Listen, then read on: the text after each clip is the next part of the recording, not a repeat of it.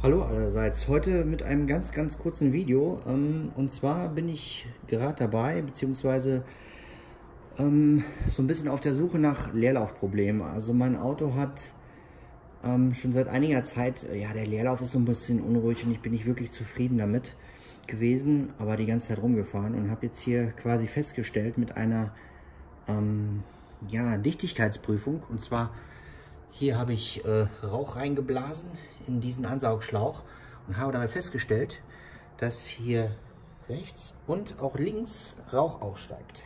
So, das ist schon ziemlich merkwürdig, zumal ich beim letzten Mal, als ich Ventile eingestellt habe, die Ventildeckeldichtung erneuert habe.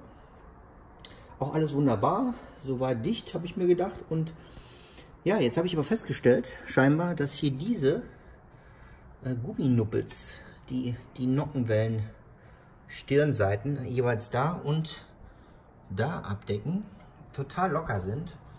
Und im Prinzip kann es eigentlich auch gar nicht sein, dass die Teile dicht sind. Na, hier seht ihr die Teile. Und zwar genau hier oben ist bestimmt, weiß ich nicht, 0,5 oder ein Millimeter vielleicht nicht, aber 0,5 Spiel. Und die sind auch relativ locker. Also vermute ich mal und bin mir eigentlich ziemlich sicher, dass die Undichtigkeit bzw. mein Rauch oder mein Gasdruck hier entweicht. Und somit kann natürlich sein, dass hier die Leerlaufprobleme zu finden sind.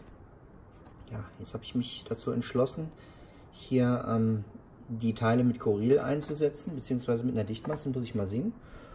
Und ja, ich brauche allerdings eine neue Ventildeckeldichtung, weil ich die alte irgendwie natürlich jetzt zerfleddert habe.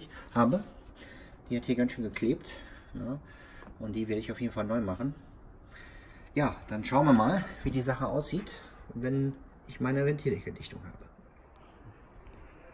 So, jetzt will ich euch aber jetzt hier nicht vorenthalten, welche Konstruktion ich hier gebaut habe, um hier die Ansaugluft oder die Ansaugkanäle auf Undichtigkeit zu prüfen.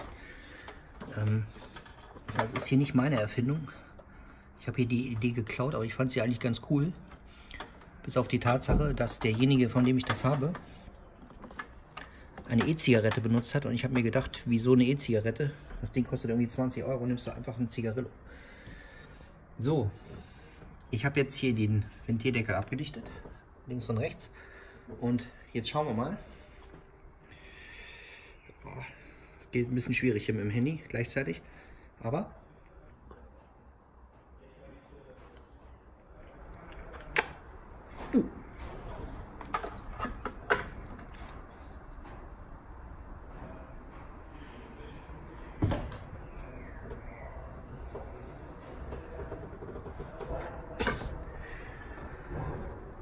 wie ihr seht, kommt das hier raus. Ne? Also der Anschluss am Startventil. Aber hier ist dicht.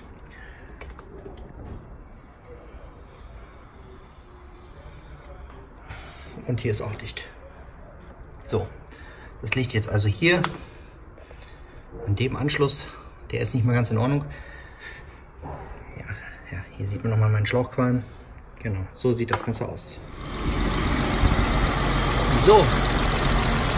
Wie man sieht oder hört, läuft der jetzt wirklich ganz gut. So, und wie man sieht, steht jetzt auch die Leerlaufdrehzahl gut.